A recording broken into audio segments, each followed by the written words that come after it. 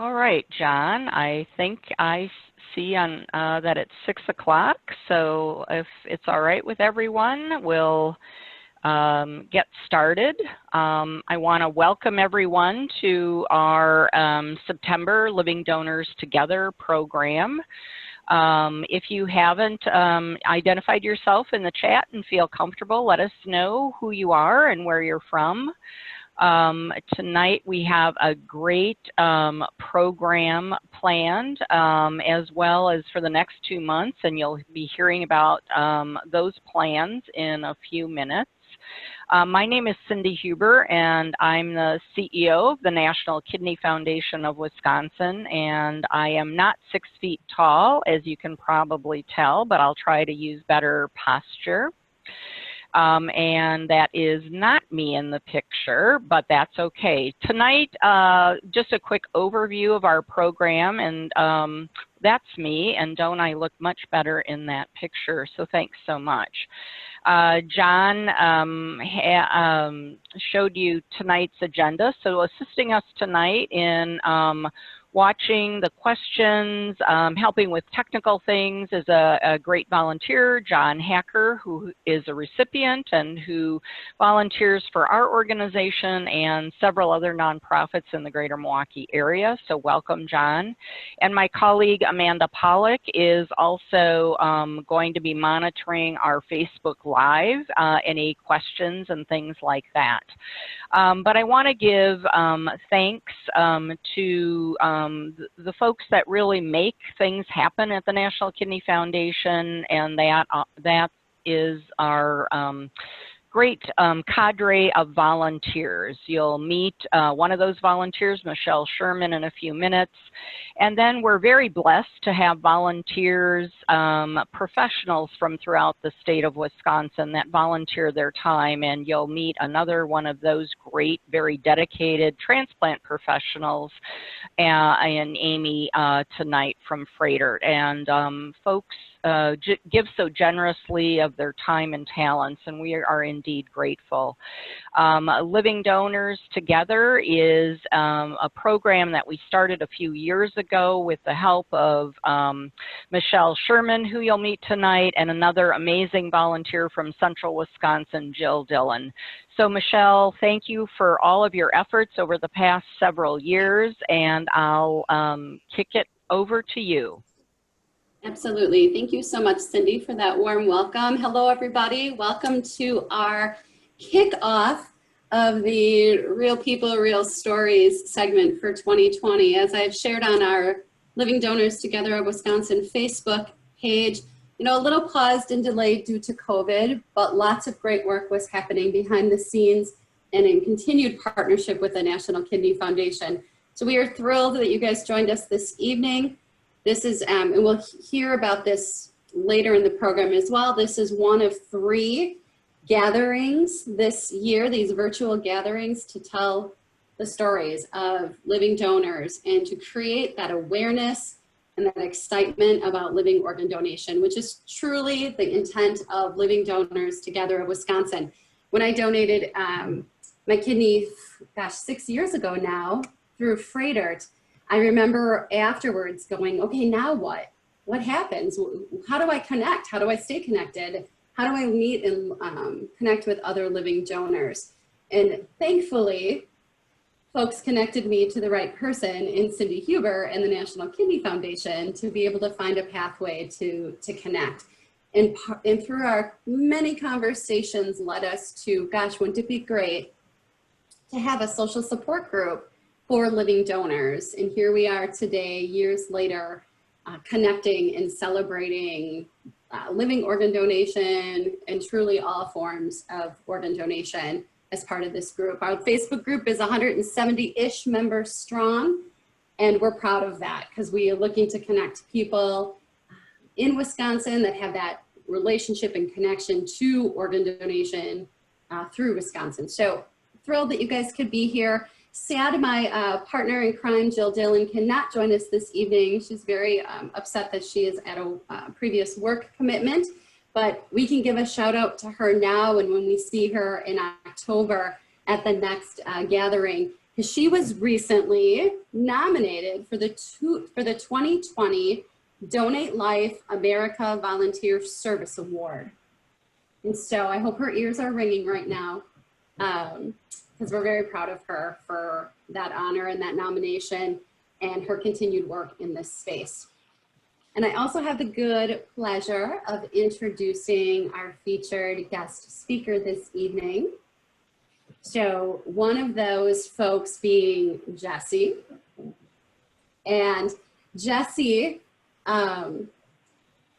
we had a connection long before Living Donors Together of Wisconsin. So I am also a peer-to-peer mentor through Froedtert, my transplant center. And I had the good fortune and opportunity to connect with a woman who was interested in learning more about my living donation journey. So I'm a mother, had young children at the time, working full time. So Froedtert likes to, you know, connect us with those that we may have similar backgrounds or you know, health journeys, if you will. And so I was asked to reach out to Jessi S. via email. And we were able to connect to share our story. And it wasn't until Facebook, after her donation in July of 2019, that I made the connection to, gosh, Jessi gave to Michelle. I think I just made this connection of who this fabulous woman is. And so, Jessi, we're so thrilled that you're here this evening to share your story, especially as it's a paired exchange story, and you had the opportunity to touch many lives through your experience in your gift of life. So with that, Jessi, I turn the mic over to you. Okay, so hi everybody. I am Jessi Steinert. I am 33 years old. I'm a mother of two, a wife to a wonderful husband named Jeff, and I have a really supportive family. So let me just tell you where our journey started. Michelle and I became friends by chance. Now I understand that there's a bigger picture for it, but by chance because our husbands ended up working together years and years ago. So they hit it off really well. They both had a lot of common hobbies and interests, and we tagged along to different events and hit it off as just, you know, great friends. Not somebody that I saw, you know, weekly or anything, but we kept in touch, and they were kind of go-to people that we like to hang out with. Michelle told me about needing a kidney, a while ago, and that she was going to need one. And I was just, it was at a turkey banquet actually. And she told me how she was sick and how she had past health issues since birth, and so she knew this would always be a thing. And I was just floored by this, that she was going to need this kidney, and if she didn't get it, things weren't going to be good. And I just immediately said that night at this banquet, well, I would give you my kidney. And of course I meant it full-heartedly, and she kind of just looked at me like, huh? And so after the banquet, and I like talked to her some more, and I said, you know, I'm honest and being, you know, truthful. I want to help you. So some coworkers from Michelle's workplace started a huge campaign years ago about her needing a kidney. It was a really big deal, and they worked really hard to kind of bring awareness to what she needed. She works for West Bend Mutual. So that was great. And I signed up along with lots of other people to be her donor. I like to say that I'm the most uneducated kidney donor there is, because I just signed up because I just wanted to help her. That's always been my thing. So I didn't even know my blood type. I didn't even know really what all was entail. I wanted to help. So I called, I got in touch, I started the process, which starts by like a questionnaire and then a phone interview. And then if you kind of pass all of that, then you are called in to do like a whole day of testing at the hospital. And so all of this was done through Froedtert in Milwaukee. And so I got the call that I was kind of next in line, and I was going to be able to go through this whole day of testing. I was super excited, and I was letting Michelle know like everything as I went, because the people that are waiting, the recipients, they don't really know what's going on with the process. I chose to tell her. And so the day before I was supposed to go to this appointment, I got a call saying that they had found a different donor. And so part of me was extremely excited for her, but I was also really crushed because I just had it in my heart that I was going to be her donor and I was going to help her. Oh yes, sorry, Michelle Schweizer, not Michelle on here. Anyways, so Michelle in the picture. So anyways, I was crushed by this news, but yet so very excited that there was somebody else willing to donate to her. And so I quickly got over that and just, there's a seagull photobobbing. Yeah, there is. So anyways, I was crushed by that, but also, you know, very excited. And so the process continued for this other person, and I kind of was just excited for her. A mutual friend of Michelle's named Nikki actually became a donor. And so they went through with the surgery and everything was looking great. And then there were some complications, and some pretty serious complications that actually led to the donation to Michelle from Nikki being removed. So her donated kidney from her friend Nikki was given and then taken back out of her a few days later and actually discarded. And so there was a lot going on there. You know, obviously Nikki gave with the goodness of her heart, and then it was taken away. And then Michelle was left with her original kidney and still needing a kidney. And so, and also went through a lot of other health issues. So to kind of wrap that story up, but just to show that I thought I was going to be her donor, I didn't end up getting to be her donor. Well, then fast forward 3 years, and she needed a kidney. She knew there would be a time when she would need a kidney, and the time had come around like 2018, 2019, where she needed a kidney. She was able to manage 3 years with that original kidney. And when she told me that, she told my husband and I, and immediately I said, I'm doing it. Like, I am picking up right where I left off. If they will let me, I'm willing to do that. And she was hesitant to tell me because at that time we had now had 2 kids. She knew I was busy with work. I'm a kindergarten teacher. She didn't want to inconvenience me. But of course I was like, nothing has changed. So I said, I need to find the phone number. I literally called the next day. It was a Sunday, but I called and I left a message. I picked up basically right where I left off. So I was able to get into Froedtert pretty quickly and run that all-day test, which, let me tell you, is a whole lot of people and a whole lot of blood. Everybody at Froedtert was wonderful. It was just a lot. But they really provided you with a ton of information. Again, I was constantly asked, like, why do you want to do this? Like, blah, blah, blah. And I just said, I just want to help my friend, which is, from the bottom of my heart, the truth. Again, didn't go into it knowing really anything about my health history, except that the only thing on my chart was that I had 2 kids naturally. That was it. Never broken a bone, never been in the hospital for anything else, no surgeries. So they were loving my health history. Fast forward after that whole day of testing and all the vials of blood, like seriously, a ton of blood. Again, not a big deal, but a ton of blood. So fast forward, you know, we waited, you know, it's kind of a process. A few months later, we finally got the results. And I remember I was walking down the hall in school, going to pick up my students for the end of the day to dismiss them. I got the call from my coordinator and I was crushed. She told me I was not a match, and I was like devastated. I thought, no, this is in my heart. I know this is how it's supposed to be. I'm supposed to be her donor. Immediately though, after that, she said, however, if you're willing to still do the paired exchange, we have a different avenue.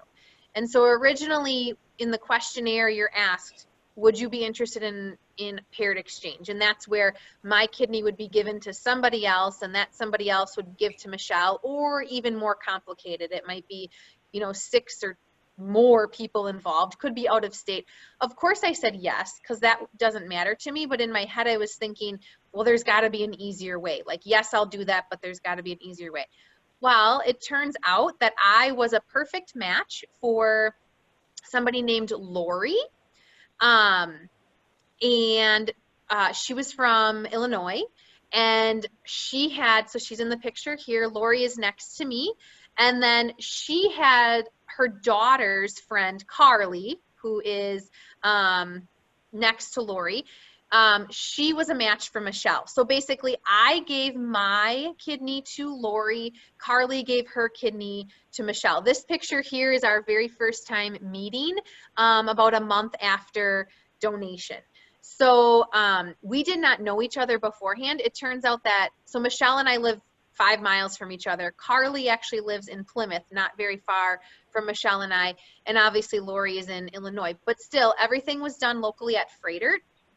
And the fact that we all kind of matched up and it was so smooth was insane to me. Like, I didn't think this was going to be so easy with a paired exchange, but it really was.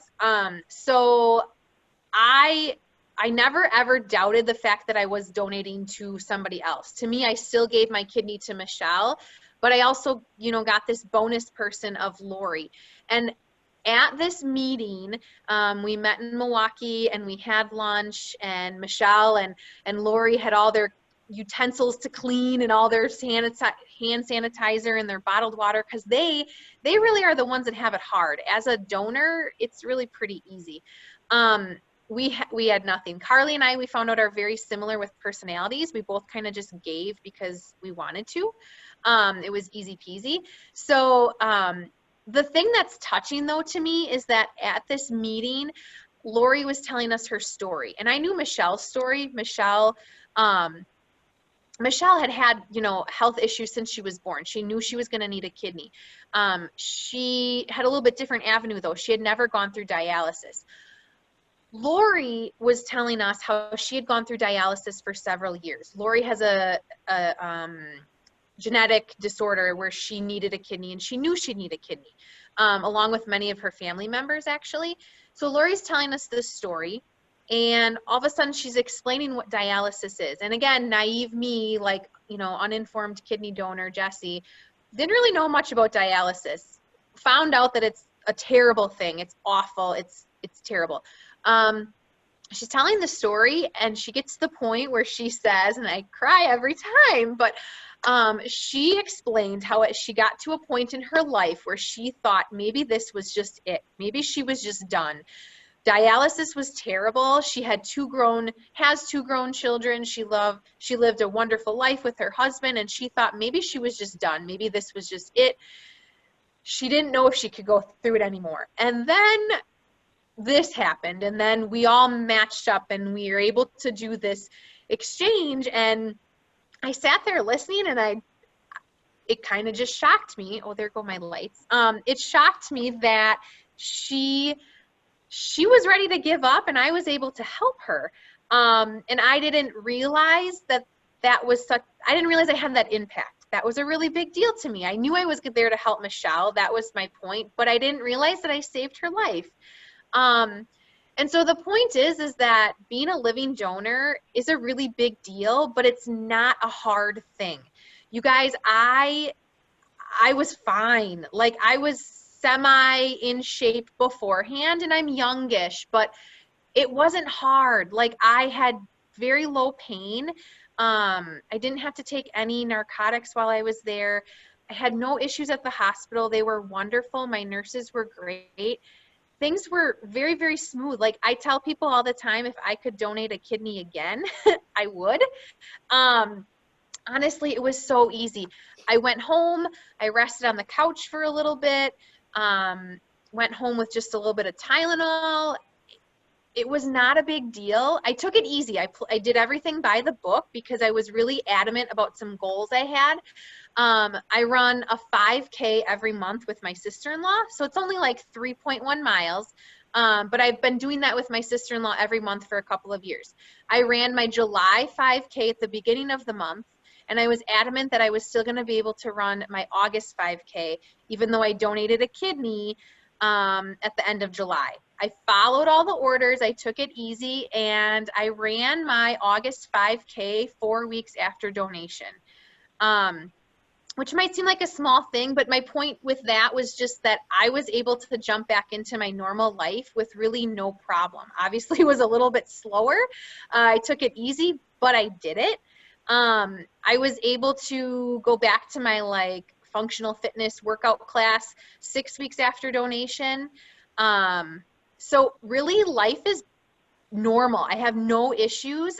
This picture is from our 1-year anniversary. So I donated July 24th of 2019, and we were all able to get together July 25th of this year at Michelle's house, and we had a gathering and a celebration, and everyone was able to be there, and it was so wonderful. It was great to see the ladies. Michelle is doing phenomenal. Lori is doing wonderful. They both have commented that they have a ton more energy. They just look better. They feel better. They're doing things they didn't realize they could do before. And while it's really not a big deal from the donor standpoint, when you think about things like that and you realize that they can do things they never thought they would be able to do ever, or things they couldn't do before, and they can do them now, no problem. And it's because of you, and it's because of Carly, and because of Nikki. All of us are very important, and it's just life changing. But again, so easy. Like, I can't stress to people just how easy it was. And obviously that's my story, but I know for Carly as well, her recovery was very similar, pretty easy. You know, my family was really supportive. I had a ton of people able to help out, but really anybody can do this. And so, yeah, that's kind of just my thought. I was just checking to see if I missed anything on my notes. Donor has just, it's left this impact in my heart of, just like Michelle, Sherman, I want to like help others. I want to have the awareness out there that it's easier than what you think. I would do it again in a heartbeat, because I mean, look at that. Like, look at how happy Michelle and Lori are, and just to know that their life is so much better is amazing. So that's that. I feel silly because I'm just blabbering away, but I don't know if there's questions. No, absolutely perfect. Your story is so touching, and again, how it impacted so many and how the stars all aligned. Love it. What we would love to do is hold on questions for one moment and have Amy, the Living Donor Coordinator at Froedtert, share a little bit more about paired exchange. Mm-hmm. We can open it up to questions to both Jessi and Amy. Hi, so thank you for having me. Sorry I don't have my picture up. I'm at work yet. So I'm Amy. I'm one of the Living Donor Coordinators. I've been in this role for about 5 years with transplant, 3 years with Living Donor. I've been a nurse for 15. Most of my background is ICU management. So actually the story with Jessi and Michelle, and then Lori and Carly, was actually literally a needle in the haystack. I remember Tanya got Jessi and Michelle matched, and we got the cross match, and we're like, oh, no, they're not a match. And then I was like, but wait a second, I have Carly and Lori. So I said, why don't we take a look? Let's do some things behind the scenes before we call, to see if we could actually do a local exchange, and we were able to, and it was just amazing, both of us, to be able to make that phone call to both pairs to say that you guys can donate. So it really, everything is meant to be for a reason. I truly believe that. So as far as kidney donors and the paired exchange, what the paired exchange programs do for our patients that are highly sensitized, like Michelle, in this situation. And highly sensitized means that they are hard to match from the general public standpoint. So being able to match a donor for Michelle, we knew was going to be much more difficult than somebody who maybe didn't have a transplant prior.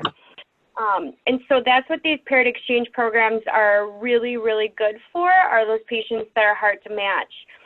So what it is it's these programs that are opened up to all centers within the United States, and each center kind of chooses who they want to participate with as far as programs.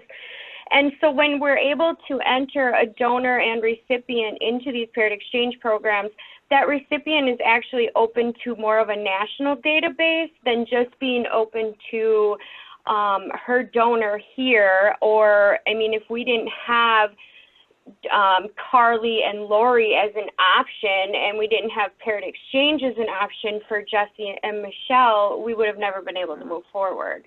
So they're really good programs for those that don't match each other and are even harder to match when it comes to the general public. So basically what you do is you put in your donor and your recipient information, and in each program, they have this special program where the computer will generate matches, and those matches will then be sent to myself as the coordinator to review that donor for our recipient to see if we feel that they are appropriate, or is that a good enough donor for our recipient. When they give us these matches, however, there's also the other component that our donor must donate in order for our recipient to get that kidney. So typically what happens is once we do get an offer, we'll set up pre-admission testing. So we see the donor, we see the recipient, do some final testing, we do the blood cross-match to make sure that they truly are a match, not just a computer match. And then we set up the surgery dates, and one donates, usually they all donate on the same day, just to different donors from within the United States. So any questions? I don't know how great that was. It's absolutely fabulous. There's another slide up here about the swap and the chain. Is there anything else, Amy, you wanted to talk about? Oh, yeah. So this slide is showing, so this first with the little people here, that's kind of showing the swap of what Jessi and Carly and Lori and Michelle did. It's quite a simple swap. It's just the four of them. One donor goes to the opposite recipient and vice versa. This other slide showing, or the other picture here is showing a chain of how people who come forward as altruistic donors can actually truly impact several lives. So a Good Samaritan donor, it says, is donating to the recipient. That recipient has a donor, and that donor donates. So it's kind of like if Jessi donated here in Milwaukee to somebody in LA, and then that person in LA, their donor donated to somebody in Arizona, and then Arizona went to, New York, and so on and so forth. So I think the longest chain was a few years ago with the National Kidney Registry, and I believe it impacted like 20-some lives or something. I'm not too sure, but I know it really has the potential to impact a lot of people.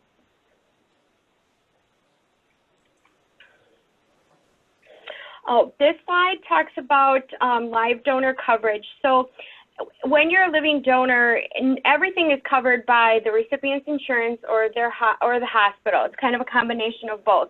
So donors do not pay for anything. What we don't pay for are any travel expenses that they may have, and then the time off of work required for the workup and the recovery. So it does say on the bottom that some health insurances may pay for travel and lodging, and they would have to check with their specific insurance. However, I do know that there are some programs that our social worker has access to, where she can work with the donor and recipient to see if they are eligible for these programs for reimbursement. The other really cool thing, though, about paired exchange is National Kidney Registry started a program where they will cover all expenses, including paying all wages lost by the donor up to, I'm pretty sure it's like $3,000 or $4,000 a week. after they donate. So they started that about 6 months ago, and then Alliance is another paired exchange program that received a donation, and the owners gave us a call and said they are also starting a program like that. So that really helps promote living donation, and the fact that any donors wouldn't lose their wages while they were donating, and in the process, along with spending money for travel and lodging. So, and yeah, that's it. Any questions? At this time, yeah, we'll open it up for questions if anyone wants to type them in the chat box, or just unmute yourself and go ahead and ask your questions.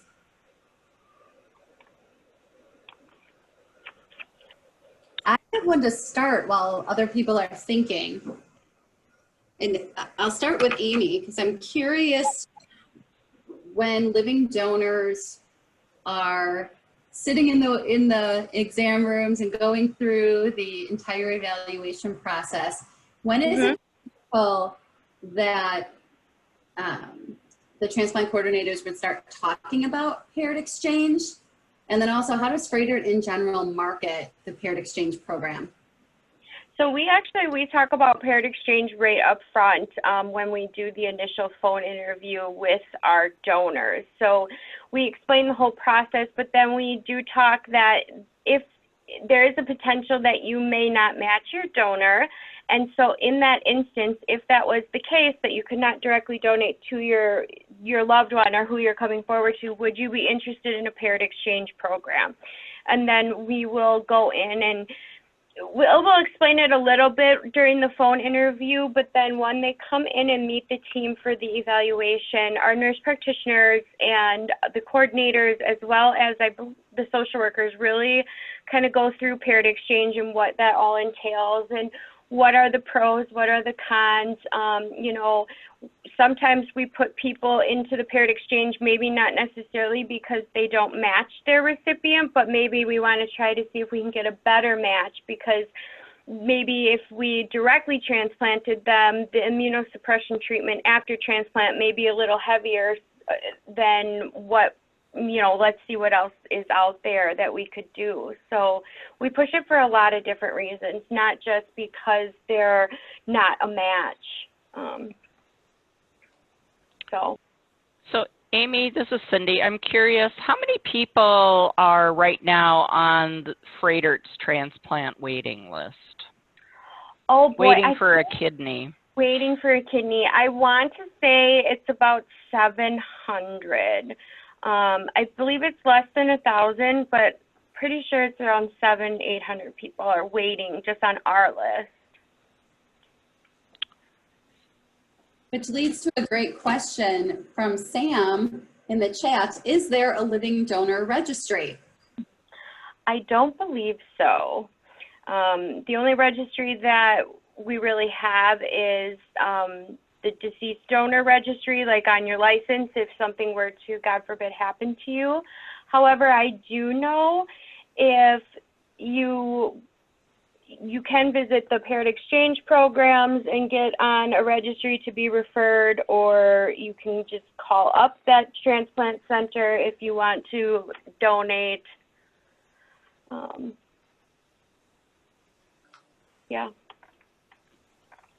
That is excellent. Thank you for that. And Michelle, this is Cindy. I can say, and Megan Sechrist just wrote in the chat, Donate Life America is actually kind of rolling out a living donor registry. There are going to be partnering with an organization, if you will, nationwide, that actually, when individuals are kind of seeking to kind of learn about their family history, and they will be given an option if they want to do an extra DNA swab to also potentially register as a living donor.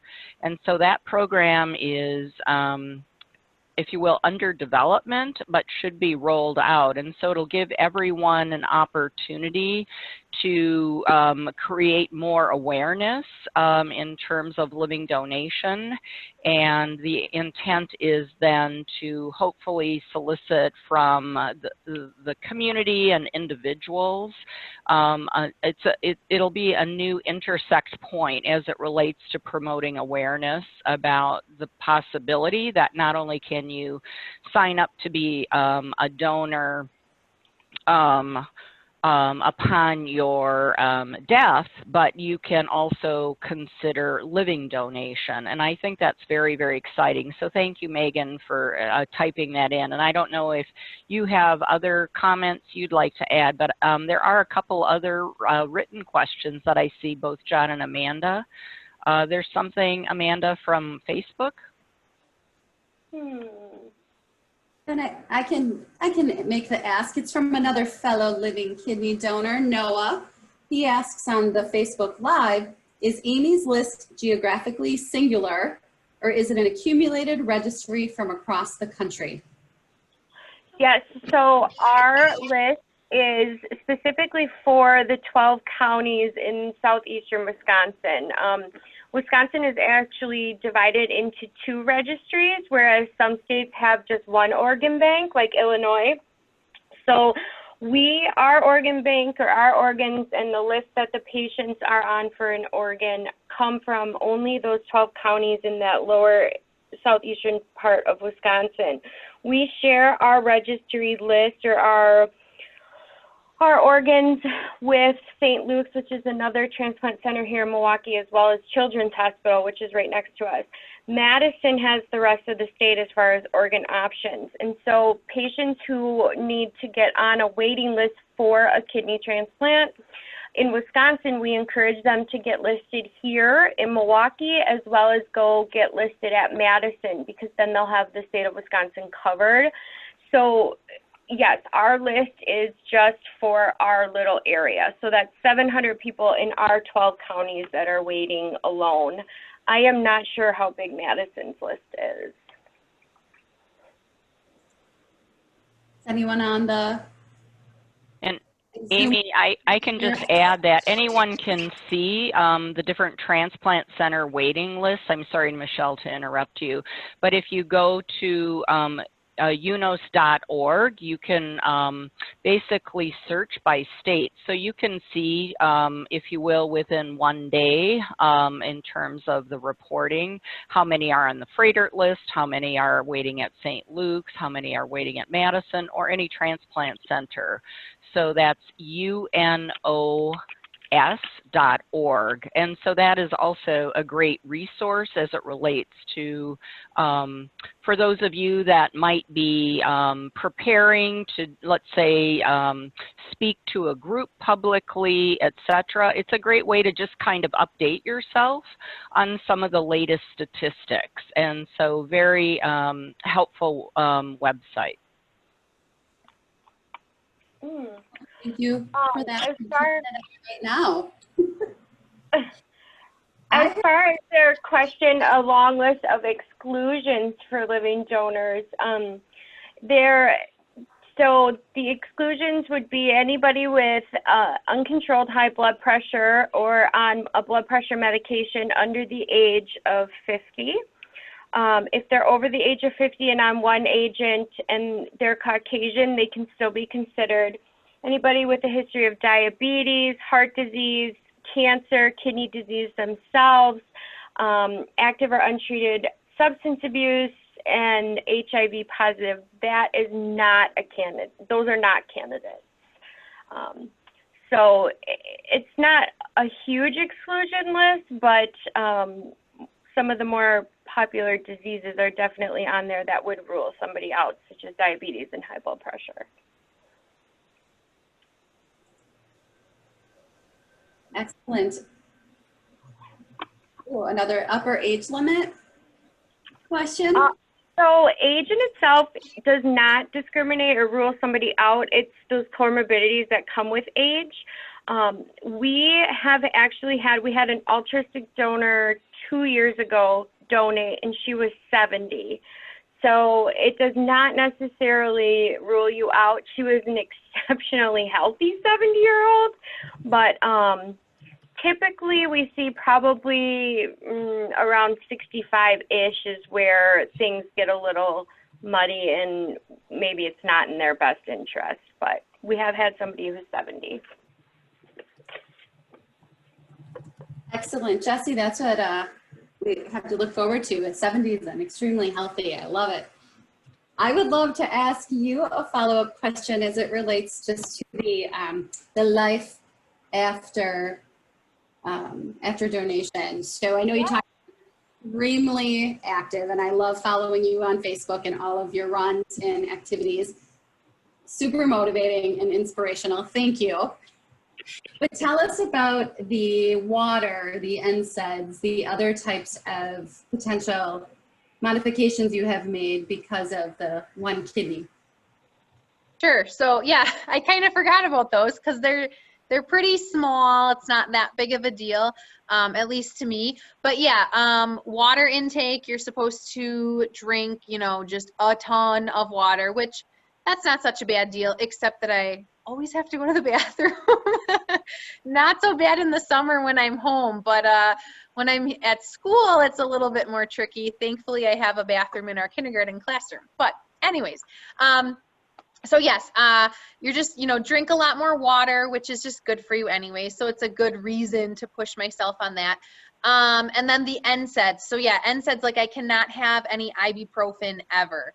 For me, it's not such a big deal. I have a pretty high pain tolerance and I never really need to take them.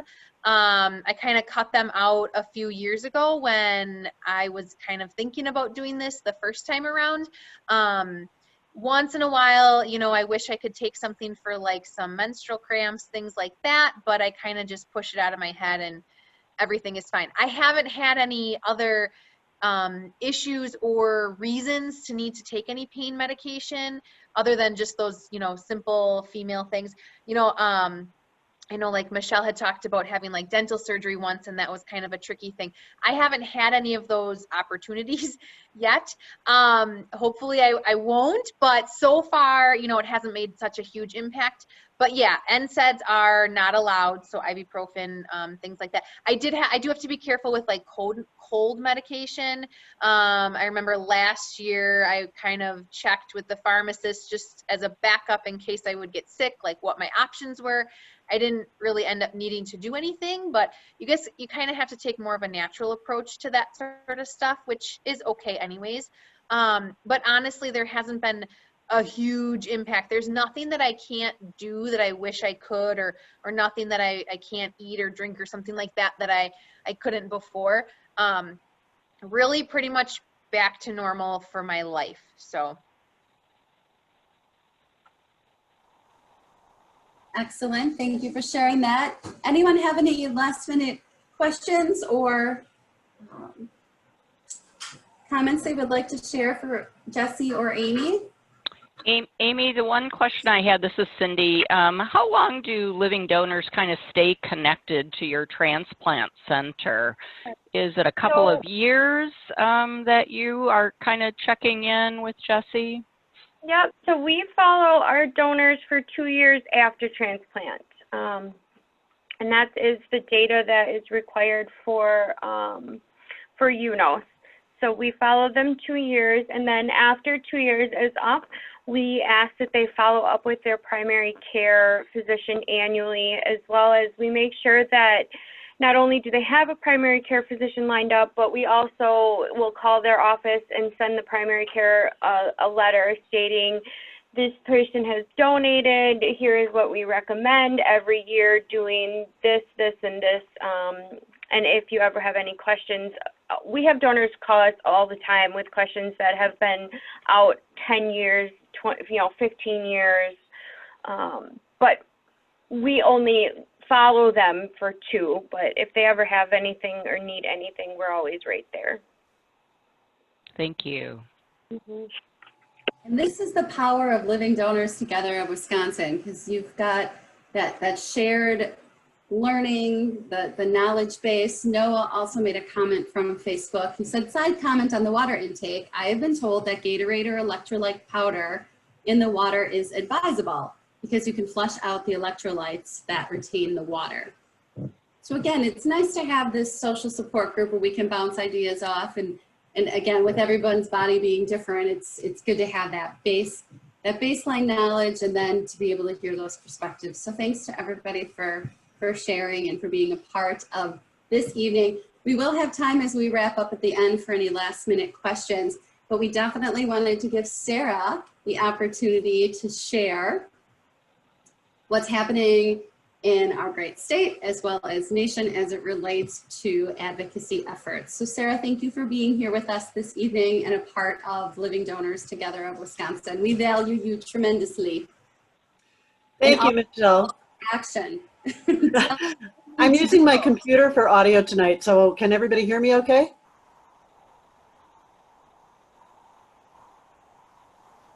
Yes, you sound great. Okay, thank you.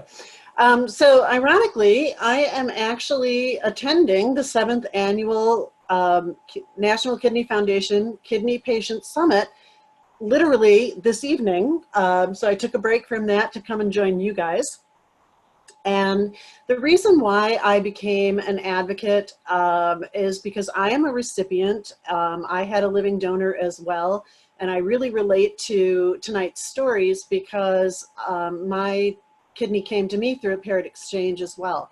I had tried to find a living donor on my own. I'm the youngest of 3 siblings with genetic kidney disease, so we had pretty much used up all the family resources by the time it was my time for a transplant came around. And I made my efforts through Facebook and other organizations, and I wasn't having much success. So I had pretty much given up on the idea of having a living donor and just assumed that a deceased donor was going to be my path. And something was going on behind the scenes that I didn't know anything about. And one day I got a call from a coordinator like Amy, and that caller said to me, an anonymous donor has stepped forward on your behalf. And while they match you, they are type O and you're type A. And we think that we could get the best bang for everybody's buck by having that person donate to somebody else and then activating you on the paired exchange. I, of course, agreed because I wanted the best outcomes for everybody. And my donor had her surgery. Well, I call her my donor. She didn't donate directly to me, but she had her surgery in July of 2018, donating to a recipient from Michigan.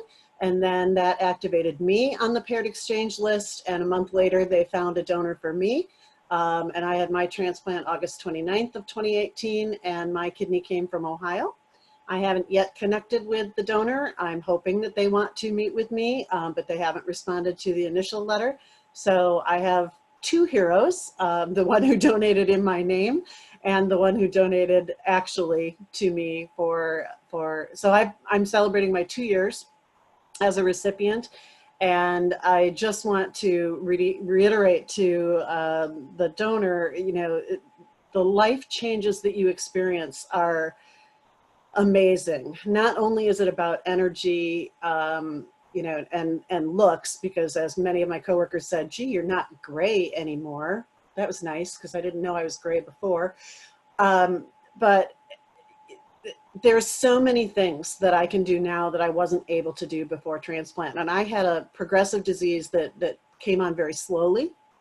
So you really don't realize how much activities of daily living you're missing out on or you're not able to do anymore. So what led me to advocacy was that difficulty with finding a living donor and finally being blessed to have one. I want to do everything I can to make life better for living donors. So going back to that Kidney Patient Summit that we're talking about, the 3 focuses are the appropriations funding request. One of the things that we're asking for is a $10 million appropriation to the National Living Donor Assistance Center, which is a nonprofit organization where living donors can apply to get assistance. That organization has helped make 5,695 organ donations possible. 89% of all of the applications for help for the donors have been approved. and they work with 358 transplant programs around the country. So that would be amazing. And then we're also meeting with legislators tomorrow, meaning our federal legislators, and we're going to talk about 2 bills of the Living Donor Protection Act, which basically provides protections for living donors that would include them in FMLA type coverage and would stop discrimination from insurance companies, whether it's life insurance or health insurance. They can't consider being a living donor a pre-existing condition, and they can't increase premiums on life insurance for living donors, and they can no longer deny life insurance for living donors. And then another huge bill is the Comprehensive Immunosuppressive Drug Coverage Act, which right now transplant recipients are, even if they're not Medicare age, they are allowed to choose Medicare coverage, but it only lasts for 3 years. So I'm currently on my last year of drug coverage under Medicare. And after that, if I were to lose my employer-based health coverage, I wouldn't really have any way right now to pay for those very important immunosuppressive drugs that keep my immune system tampered so that I don't reject the kidney that I received.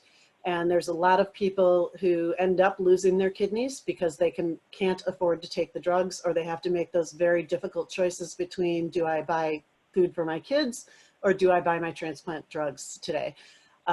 So the good news is that we do have some co-sponsors already in Wisconsin for these bills, but we're going to be talking to some of the other senators and representatives who haven't yet co-sponsored. And I'm really looking forward to those meetings tomorrow. We're going to be meeting with Jim Sensenbrenner's office, Mark Pocan, Tammy Baldwin, Ron Johnson, Ron Kind, and Glenn Grothman's office tomorrow.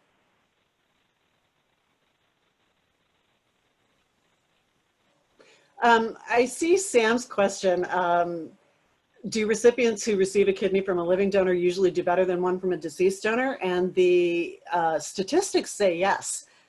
Generally, on average, a deceased donor kidney lasts about 10 years and a living donor kidney lasts about 15 years. Remember, that's just an average. I know people who have received deceased donor kidneys who have had their kidney for over 30 years, but those are the averages. And yes, living donor kidneys do last longer because they don't have that period, whether it's hours, just a few hours, or a longer period of time where that kidney is not, you know, it's on a pump, but it's not really attached to a heart. And the kidneys can go to sleep and all kinds of things can happen.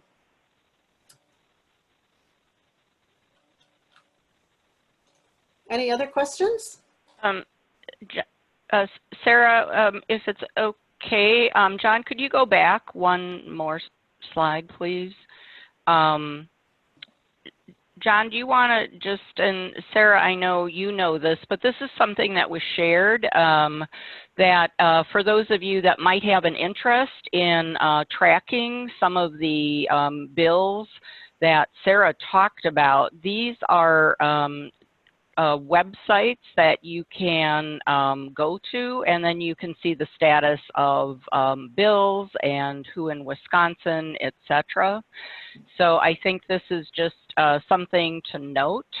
And thank you, John, for putting that slide up. So sorry, Sarah, to interrupt, but I just want to publicly acknowledge also Sarah's leadership in the state of Wisconsin as it relates to really being someone that provides us with information at our educational sessions like this, but also I'm so proud that she represents us because her story is compelling, but her knowledge and depth and breadth and professionalism as she represents all of us, and on behalf of over the 1,400 patients in Wisconsin that are waiting, I just feel so blessed to have, again, a volunteer not only like Michelle, like Jessi tonight, like Amy volunteering her time, but Sarah, I'm just like so enamored with the depth and breadth of your knowledge and that we can always count on you.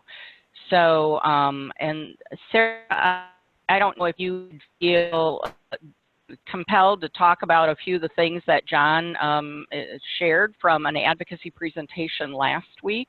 But for those of you that have an interest in just kind of finding out more about what's going on, these are great websites and a great way to, and Sarah, I don't know if you'd agree, but we need all voices, and emails are just important. So after tonight, let's say Amy or Jessi, if you feel compelled to just send a note that this is important to you, these are great websites, and you don't have to go back to 8th grade civics. They'll help you find who represents you, and to just lend your voice. Sarah, would you agree that that's important? And it's okay to do it more than once. Oh, absolutely. Absolutely. The emails right now are really one of the best ways to contact your representatives and ask them to support these bills, whether it's asking them to co-sponsor or asking them just to help pass the bill. If you're not sure of the language to use, asking them to help pass it is great. And repetition is always good. And also a really effective way is to use Twitter and other social media, Facebook. I follow all of Wisconsin's elected representatives on Facebook.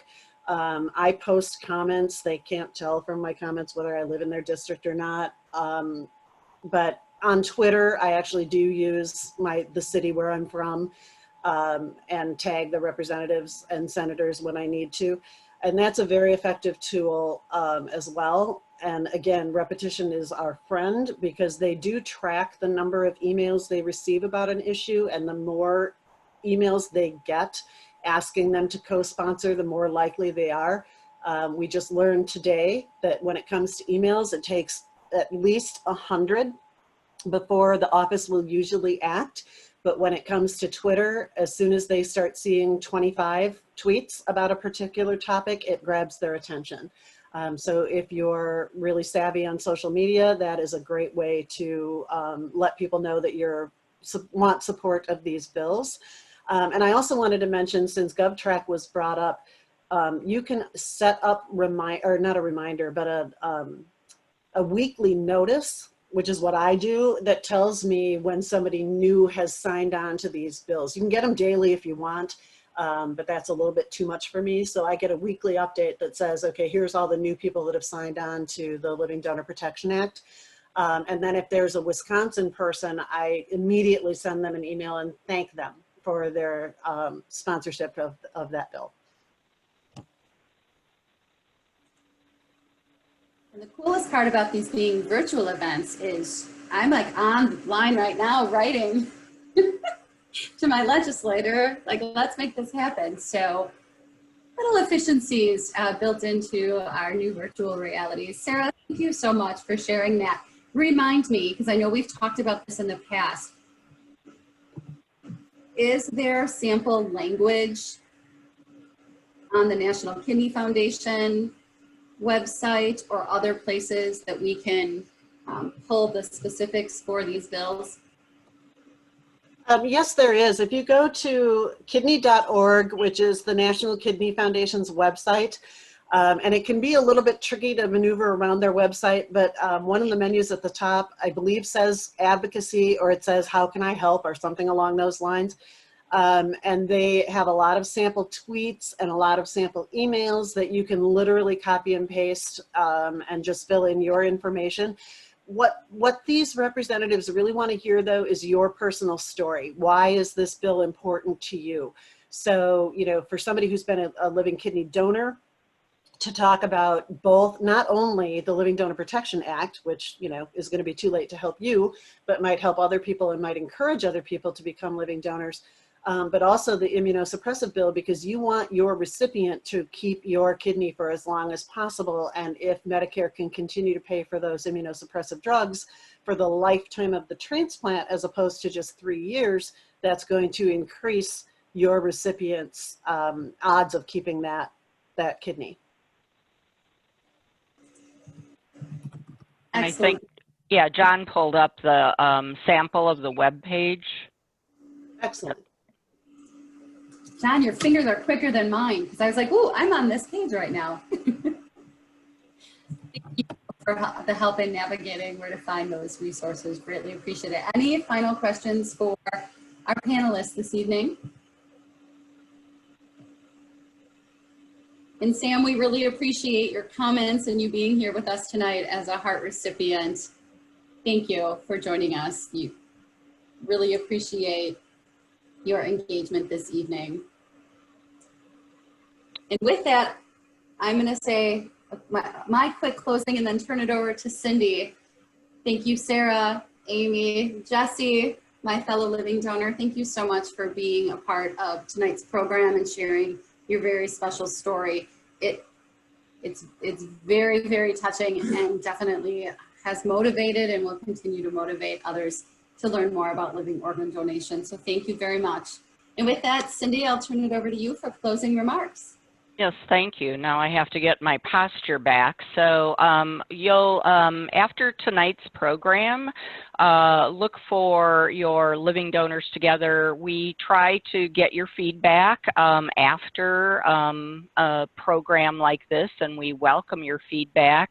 I don't think you'll be depressed like the woman in the picture in the forefront. There are not 25 questions.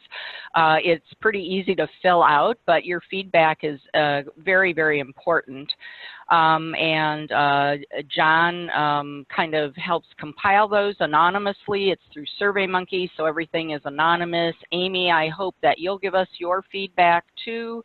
You know, thoughts about future programs.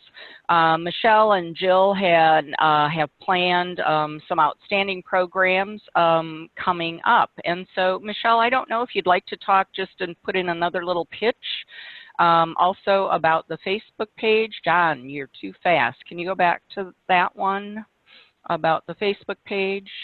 Absolutely, I will do that. So again, Living Donors Together of Wisconsin Facebook group. Please sign up if you haven't already. Help us spread the word as well. Again, this is an open forum for those that are passionate about the organ donation space, particularly living organ donation space. But if you're a recipient, caregiver, transplant center leader, et cetera, we welcome all. So please spread the word. And again, in this new virtual space, I had the opportunity to do a meetup with a colleague of mine yesterday, in just sharing more about himself. He goes, and my wife just donated her kidney. I was like, what? In Wisconsin at UW? I was like, oh, let's tell her more about this group. So as it has provided tremendous value to me and many others that are seeking, again, that network and that connection. Thank you for any time you can share more about this Facebook group and ways to get involved, whether that be advocacy, joining events, contacting Cindy to say, how can I get plugged in? And those transplant coordinators as well. They have been nothing but fabulous along the way in all of our journeys. So thank you very much. And yes, tune in to our next programs. They are October 17th. Nope, October 20th and November 17th. So Tuesday, October 20th and Tuesday, November 17th, the third Tuesdays of the next 2 months. Please mark your calendars to join us again for other living donors that will share their stories. And I want to thank John and Amanda. I want to thank those individuals that joined us on Facebook. And again, Michelle, thank you for your leadership. I also do want to do a quick shout out for other programs to spread the word about. Next month we have the next 2 months we also have 2 additional programs, and these programs might be certainly of interest to all of you, but certainly of interest to transplant recipients. As you can see, our October program features 2 speakers, and again, they just happen to be from Froedtert Froedtert, but to really talk about navigating the holidays during COVID. As we all know, all of us are taking certain precautions, but recipients particularly, I think might be rethinking the holidays and connections. So we're very lucky that Allison Steffens, a transplant social worker, will be kind of walking us through some of that psychosocial kind of stuff that we're maybe going to have to rethink some of our holidays in a different way as it relates to kind of renewing our soul and spirits. And then we're actually doing some cooking on November 10th, and so I think all of you should consider joining that. But we do have a living donor who is a dietitian who is going to, with her recipient, who is from another, if you will, culture and has some different perspectives also on the holidays.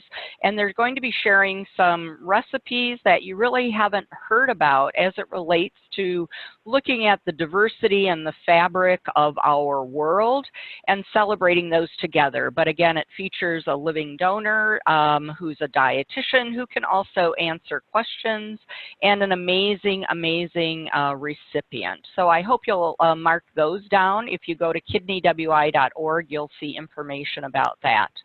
And with that, I think we are ready to close our program. And again, thank you all for joining us